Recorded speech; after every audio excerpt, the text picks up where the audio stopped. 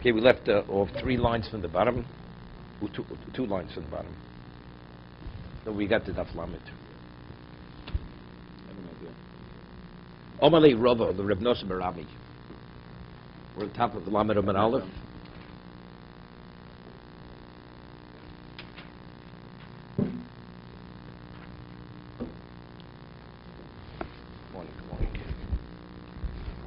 Omalei Rova, the Reb Nosson bar Ami. Ad yodach al tzabri debrech. It's an interesting expression. When your hand is on the neck, tzabor is the neck of your son, the shitzar vad esher v'tarti. What it means, when you have control over your son, that's the time that you should rebuke him. You mustn't quote a pasuk from Mishlei. Meaning, if you rebuke your son when he's too old, you realize you're just turning him away. But there's a time where you have control over your son, where your son will be receptive to rebuke. That's when you should rebuke him, and it'll have value. But it uses the term ad yodach al tzabri debrech. It doesn't say when you have your hand on his throat. It says on its tzavor. Tzavor is the back of the neck. The oref. Tzavor is more than the throat.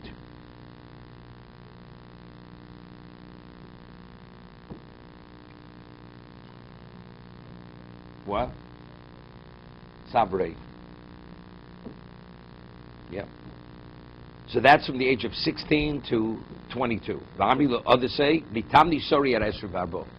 from the age of 18 until the age of 24. So Rashi explains, before 16, the person's too immature to appreciate what the father is saying. No, it's a different type of discipline. No, that's something else. That's not related to it. This is a father rebuking the son.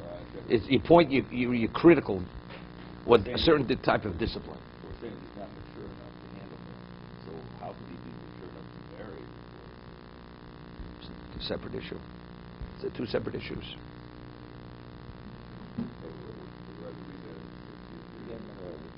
The question is, when does he reach that level of maturity that he has the capacity to appreciate the rebuke of the father? It ends, right? Because after a while, the child reaches a point, the son reaches a point, I have an independent mind.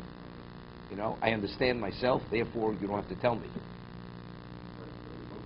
Right? So there's a point. I mean, the Farshim explain, what we're saying from 16 to 20, it doesn't mean that necessarily. A father has to make an evaluation. Some people at the age of 18 now, meaning the period starts at 16, goes to 24. Just as the Gemara says in Bava Basra, it says, regarding teaching a child, sending him off to school, it says either he's 5 or 6. So it says it's based on his either physical constitution or on his emotional constitution.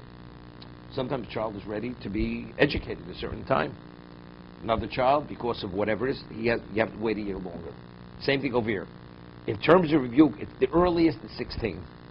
The cutoff point is 22, so that's clear. Is the earliest 16 or 18? Or 20 and 22 and 24, but it doesn't mean say everybody's ready to hear it at the age of 18, right? 18 or 20. I once told over a story. The Mishnah says in Ksubis that ger kotten mabimos al das bezdin, that if you convert a minor to be a Jew, that the conversion is valid. It's based on the principle of schio, zochen lo b'shul b'fonim, because it's a merit to be a Jew. However, when he becomes an adult, you have to tell him that he was converted. And now it's up to him to accept or reject it. Right? That's the halacha. The age of 13. The Gemara says the age of 13 when he becomes an adult. So if he says he's agreeable, then he's a Jew retroactive. That means the schiyah of the bezdin, what the court did on his behalf, was considered valid, but he says, I'm not interested. So that retroactively was nothing. It's like somebody buys you a gift. So the presumption is you want the gift. So therefore, he's your agent. He gives you gifts, says, something, I'm a person, I don't accept gifts. So retroactively, the gift that he purchased has no relevance to the recipient who he bought it for. Because the whole idea was it's in my to my benefit. I'm telling you, it's not to my benefit. I'm not interested. Right? A person goes and does something, makes an investment with somebody, puts him in another tax bracket where it's a loss rather than a gain. What it's going to cost him. the man says, you know something, I appreciate what you wanted to do, but factually I'm not interested. Of course, it's not to my benefit. So retroactively, it's not. So therefore, the Gemara says regarding Gerus, conversion, the child has to be informed when he becomes an adult that it was done, and either he accepts it or he rejects it. He accepts it, then he's a Jew. He rejects it. Retroactively, he's not a Jew. Okay, that's the story. So there was a case many years ago, I once mentioned it, where there was this couple, conservative couple, they adopted a child, not Jew, non-Jew, had him converted by an Orthodox Beis Din, and the way they raised him, they didn't raise him too Jewishly, and they were concerned that if they tell him the age of 13 or 15, his level of immaturity would be, he would say, I'm definitely not interested in being a Jew. So they were afraid. Here they invested all this adopting a child, and afterwards it'll turn out he's not interested in to be anything what they are. At least they're Jewish, although they're not observant Jews. So the person asked me to ask my Rosh Hashiva. The story goes back 40 years ago, more than 40 years ago. So I went to Rosh Hashiva and I asked him. He said, "You shouldn't tell him that he's adopted. Wait until he's old enough to get married, that he's mature enough to get married, and then tell him the story, and then he has the right. If he's mature enough to get married, that means he's reached the point that either he values it or he doesn't value it. And then, if he rejects it, he's not a Jew. If he accepts, embraces it, then he is a Jew." That's what he said. He should not be told. Some say, you see, there's a range. Just because he's 16, not every 16-year-old is mature enough that he has the capacity to appreciate what his father's telling him in the context of rebuke. But what is the year range? 16 to 22 or 18 to 24? That is the range. It's an evaluation. No, maybe it is. It's a Mitzorah, but again, it's based on reality. It's based on the reality of the capacity of the person having. Everybody agrees before 16, definitely not.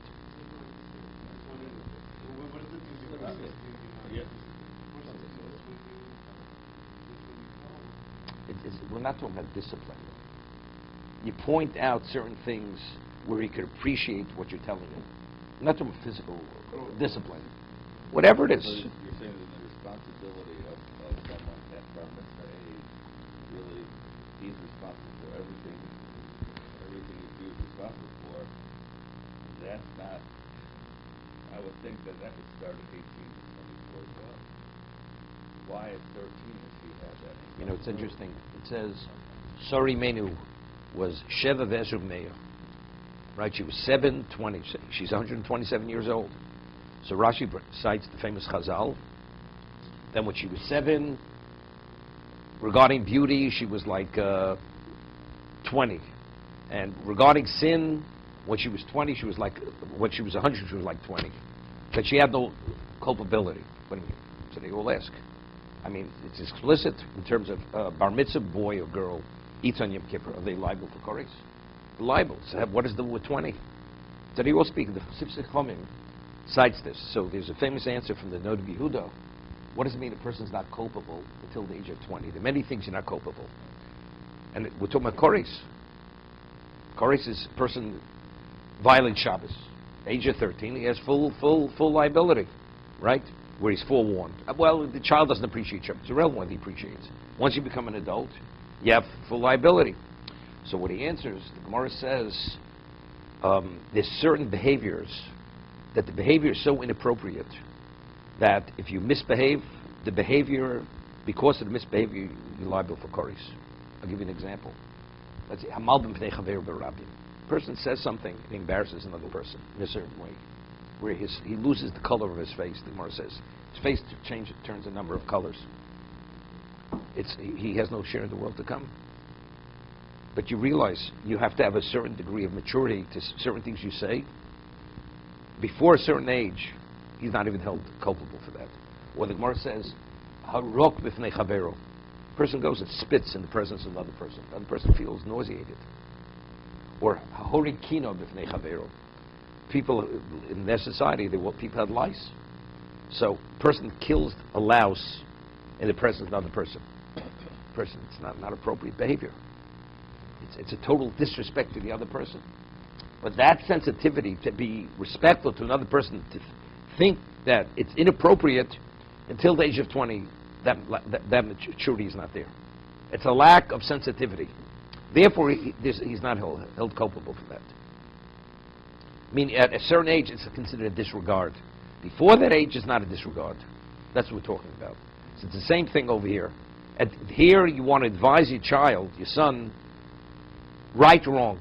Before that, he doesn't have the capacity even to appreciate what you're telling him. Now, within this age range, it depends where in the range he has, and sometimes during this time, he will have that appreciation.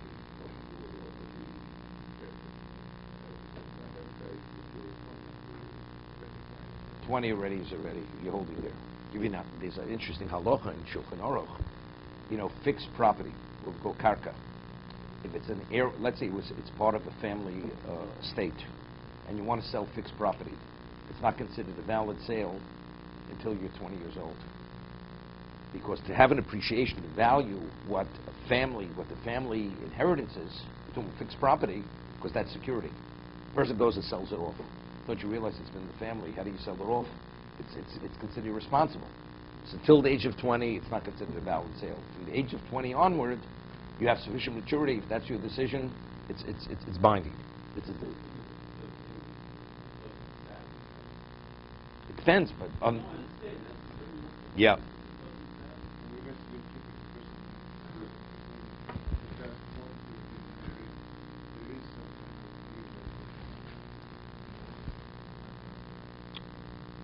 Have Koris. 20, 18, 13, he's liable for Koris.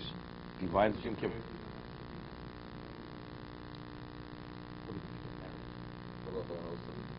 That's something else. That's with tshuva. Well, you see 20 in terms of conscription. You think you assume a certain level of responsibility.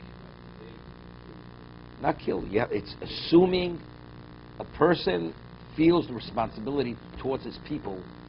Therefore, you go to fight, even to die. Till then, you're not mature enough. It's lacking the maturity. Seemingly.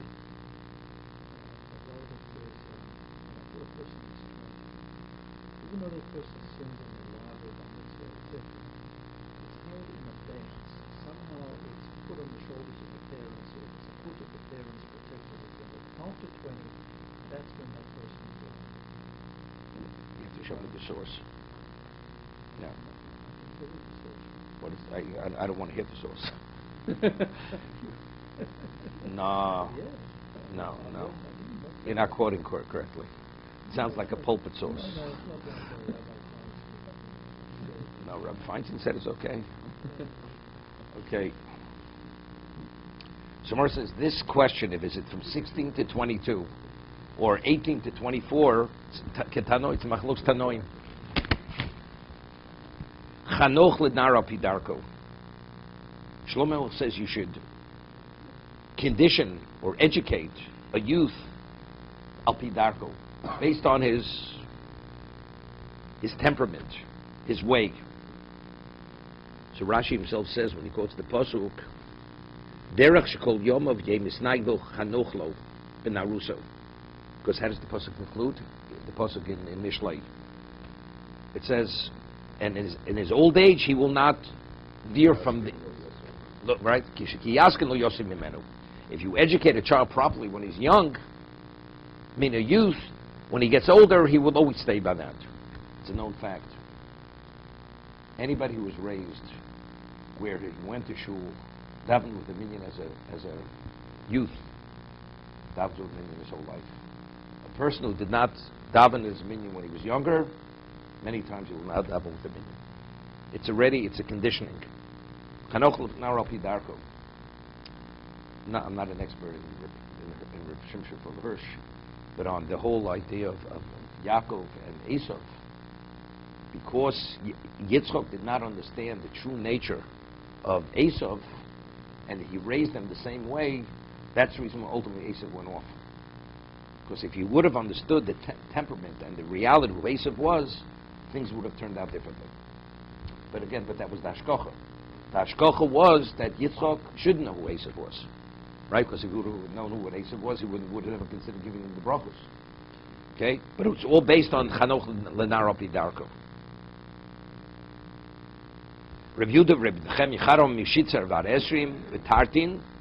One says the age of Chanoch Nanarpi Darkos from the age of 16 to 24. The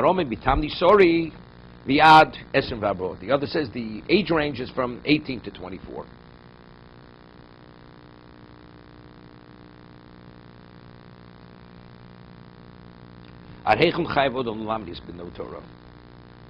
To what extent, we're talking knowledge-wise, what does a father have to teach a child?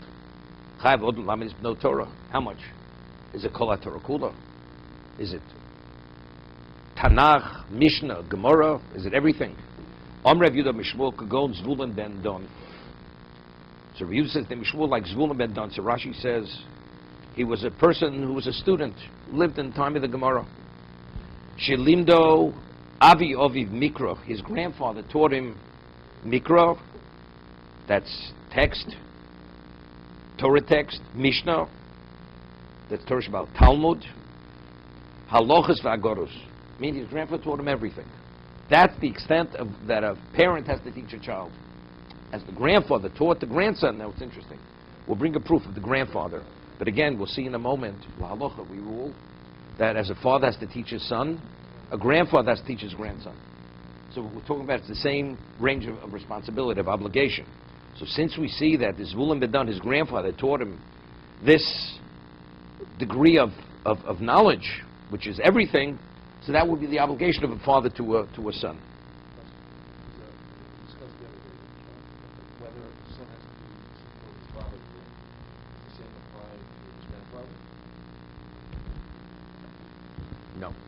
No.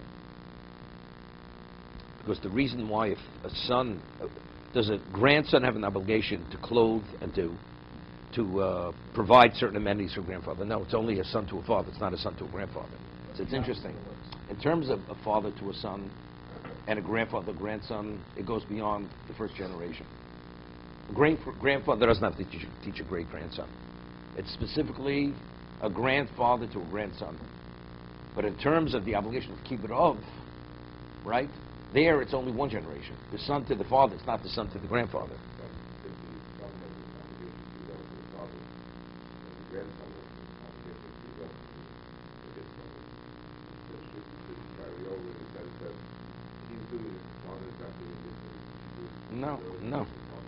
No.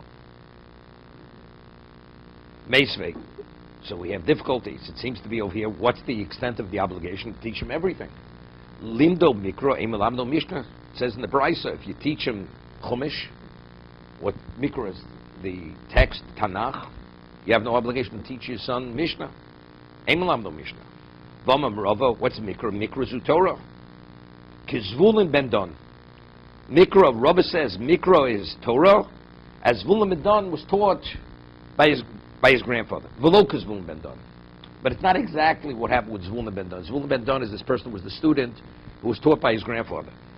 V'lo kizvulin ben Don. Kizvulin ben Don, it's similar to Zvulun ben Don, Shalimdo to Avi Oviv, that his grandfather taught him. Meaning, you have to teach your grandchild. V'lo kizvulin ben Don, Dilu Hosen, Mikra, Mishnah, Talmud, Halachas, V'Agoros. There, the grandfather taught him everything. But regarding the obligation, the base obligation, Mikra Blavad, one has no obligation to teach more than Chumash. So if a parent learns Chumash with his child, that's enough. You don't have to go beyond Chumash, teach a Mishnah. Okay?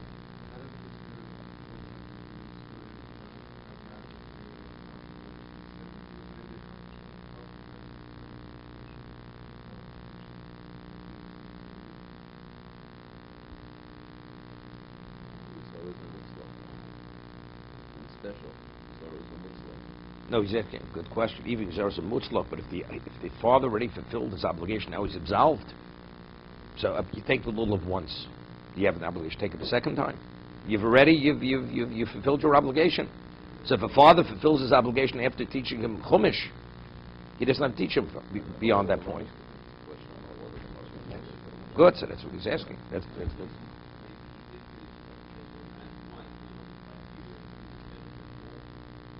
So why is the son different than his third party? No, but seemingly it is. Because the way it's ruled in Shulchan Aruch.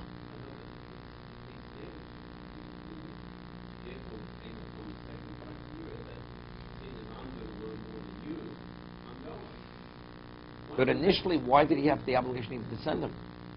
Evidently, his son knew more than Chumash. He taught him more than Chumash. Right? So he was accomplished, but he'd be more accomplished. But why? Why do he have that obligation? And it seems to be in the Rambam, the way the Rambam rules, he does have the obligation. Well, before we ask all the other questions, let's just get the facts straight. Okay? Let's recognize numbers before we add the numbers, okay? Talking to an accountant. Okay? So Mar asks a question. Where do we find that a grandfather has an obligation to teach his grandson Torah? But Tanya, it says in the Pasuk, it says you should teach your sons. So what's the inference, your sons? Your sons comes, the inference is, but not your grandsons. Otherwise the Torah would say, whatever, Zaracho. Benechem, being specific, saying your son, the inference is not your grandson. Omani, but there's another Pasuk. And how do I understand the Pasuk fulfilled? But it says you should inform your sons and the sons of your sons, your grandchildren. There's no Torah. Person who teaches his son Torah, how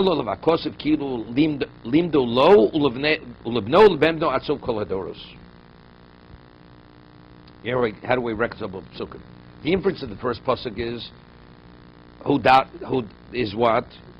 So the inference is not your grandson. And the other pasuk says even you should inform even your grandchildren. So it says that if you teach your son properly, it's the equivalent of teaching your grandchildren all the generations till the end of time. Why? Because what is Torah? Torah is Masorah. It's to pass it down.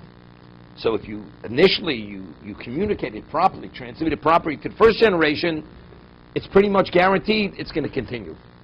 Beyond that, that's kilu lindo leben beno atzov kol hadoros.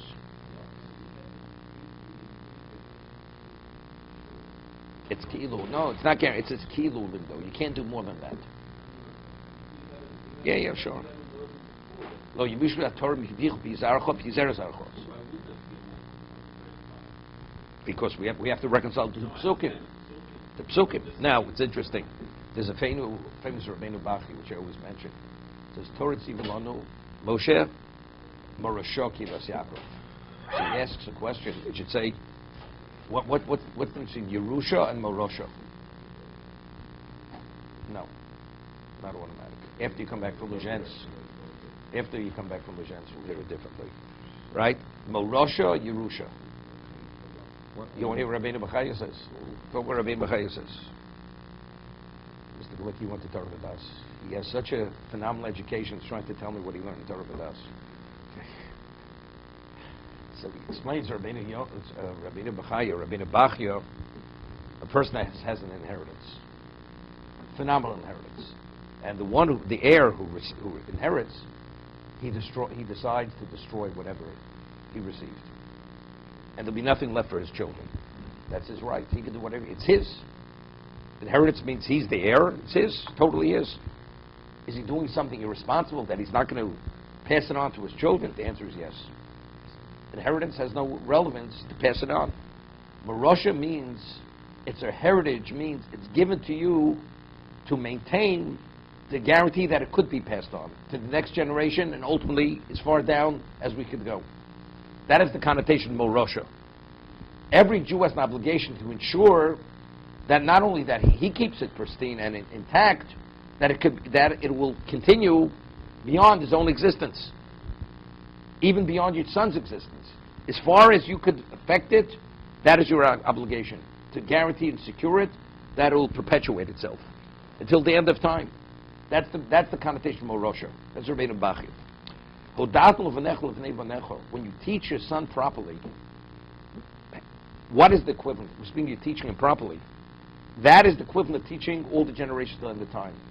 Because hopefully, if everything works the way it should work, if your son esteems and reveres it sufficiently because the way you taught him, he will teach his son. And if he understands what you taught him within the same context, his son's going to teach it to the next generation. How does Rabbeinu Bachya see that from the grammar, just the grammatical understand. Morasha is like it goes on to pass down. That's the meaning of Morasha. Yerusha. Yerusha is inheritance. You inherit something. This is heritage. Heritage. It's to be put upon someone else.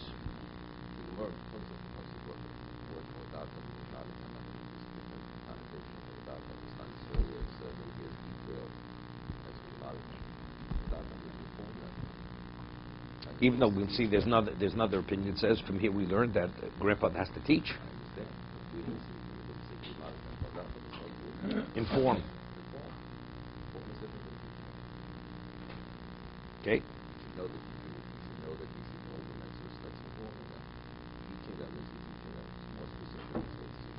Question's a question. Okay, but lahalacha you rule that a grandfather does have, and it's derived from the second puzzle. So what it says with the maratem, the vanechel, and nevonechel. It doesn't say that. Without it.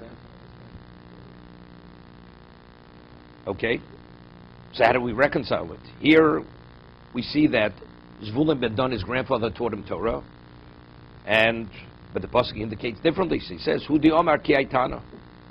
He follows another opinion of another Tana, the Tanya. V'limaratem osmes b'neichem. Eidli ele b'neichem. It says you should teach your sons.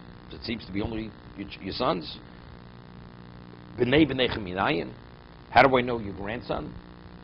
Talmud lo mevadatum lo v'nechel lo v'nei v'necho. The pasuk tells me you should inform your sons and your grandsons. In kei matam lo b'neichem, we have an inference from b'neichem, which indicates not your sons and not your grandsons, versus b'neichem lo b'nosechem. That the obligation of a father to a child is only the male and not the female. Father has no obligation to teach his daughter, but he has an obligation to teach his son. That's how we reconcile the two pesukim. The inference is not to exclude the grandchild, but the inference is to exclude the daughter. Don't we also have a situation in the Torah where the grandfather is called the father? We use that word. We see it by Avram Avinu. Because Avram and Sarah. Avram's referred to Sarah as a sister. Because Sarah was the granddaughter of Terach. And since we say B'nei Bonim Harein Kabonim, that grandchildren are equivalent of children, so in reality he didn't lie. Sarah, in a certain way, was a sister, even though they're one generation removed.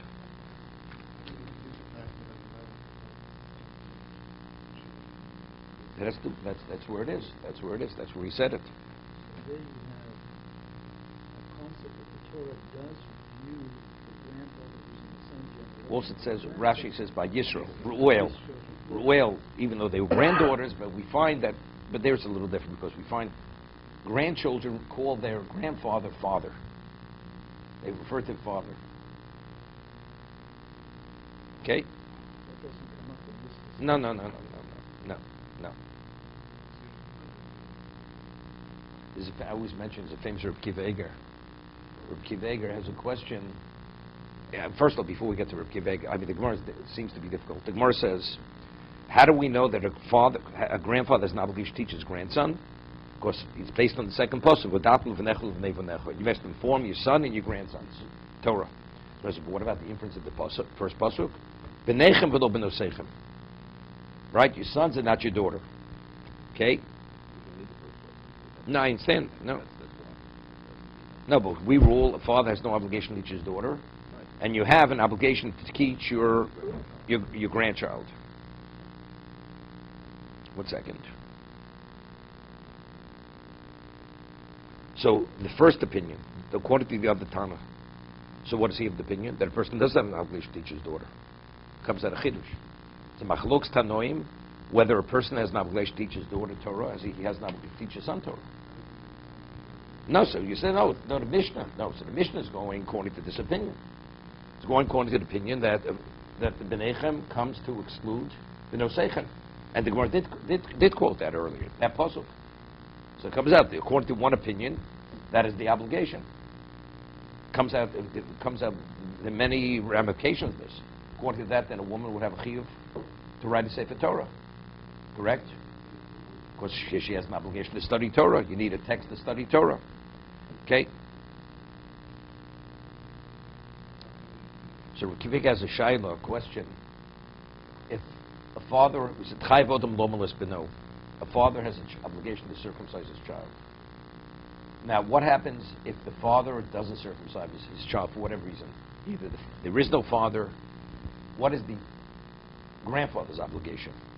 Does he have an obligation to have his grandchild circumcised more than anyone else? That was the question posed to the Reb Kiveger. But there it was speaking about the bracha of lachnisa brisa shel Avraham Avinu. So you have a moel saying the brachas. If the father commissions a moel, delegates it to a moel, so the moel says the bracha alamila when he does the circumcision, and the father, he says lachnisa brisa shel Avraham Avinu. What about if there is no father? Does the grandfather say the bracha lachnisa brisa shel Avraham Avinu? Does the moel say lachnisa brisa shel Avraham Avinu?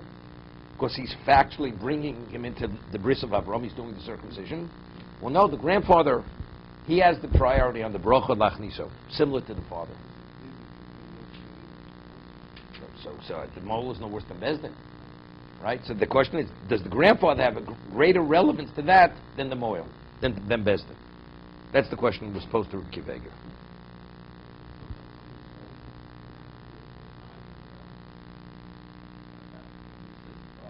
No, lachnis mishel Avraham Avinu. So Kiveger says, he quotes a Mishnah. The Mishnah says, there's a pasuk where the Navi says, that if not for my bris, which is in effect day and night, the world wouldn't exist. So the question is, what does the word bris mean? Does bris mean Torah, or does bris mean bris milah? It's a Mishnah. It's a Mishnah in Nedarim cites this. So the Gemara says over there, if bris means bris milah would not be in effect day and night, I mean, if Jews would not circumcise themselves, the world wouldn't exist. Bris can mean Torah. No, the study of Torah, bris Sinai. The Torah has to be continually. So Rabbi Kiveger says, it's not an argument. It's not an argument. You need both. Because the prerequisite with the Torah, you have to be circumcised. That a Jew, until you remove the Orla HaChitzoni, this is his words. He cites Olas Ephraim. There's an Orla Pnimi. The Torah speaks of Orlas Halev. There's a covering on the heart that a Jew has no relevance to process spirituality until he's circumcised. When you remove the outer covering, it removes an inner covering. There's a spiritual blockage, so that gives the Jew relevance to spiritual growth and development. So he says, so if that's the case, there's a linkage between bris and the study of Torah. So since the grandfather has an obligation to teach his grandson Torah, so he has an obligation to make sure that this is removed. Therefore, he rules la'alocha that the grandfather has priority in the bracha of lachnisa brisa shel Avraham Avinu. That's the psak of Reb Kiveger.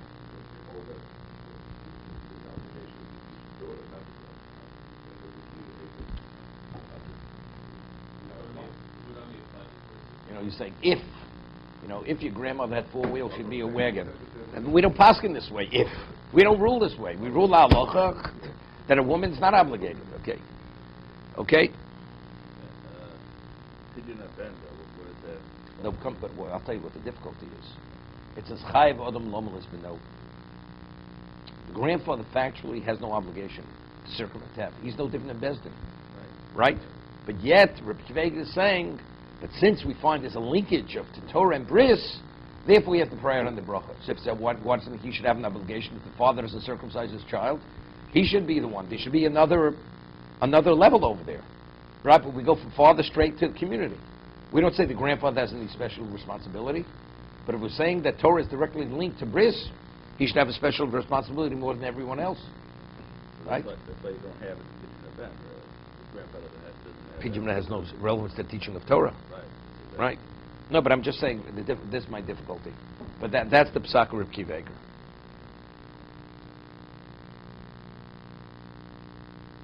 Omer Reb Shua ben Levi, kol ha'melamid is ben beno Torah. A person who teaches his grandson Torah, malav ha'kosev kilu kiblu me'ar Sinai. The Torah values that as if he received it at Sinai.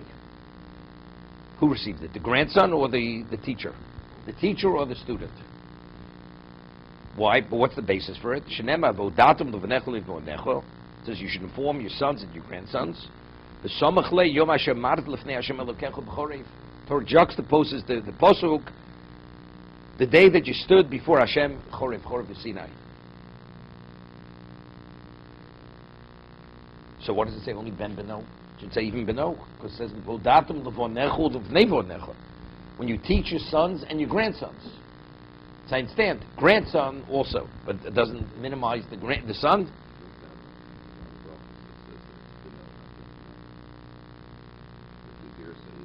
Yeah, but then it's difficult from this Gemara because it's both. The Gemara says in Menachos that a person who writes the Sefer Torah himself, there's a difference if you purchase a Sefer Torah or if you write it. If you purchase a Sefer Torah, although you fulfill the mitzvah of owning the Sefer Torah, but it's not kiblu misinai. But if you write it, so I mean if you delegate, have a sofer actually write the Sefer Torah on your behalf. It's not a finished Sefer Torah. You have a new one written, it's kiblu misinai. It's as if you received the Torah at Sinai. It's another level.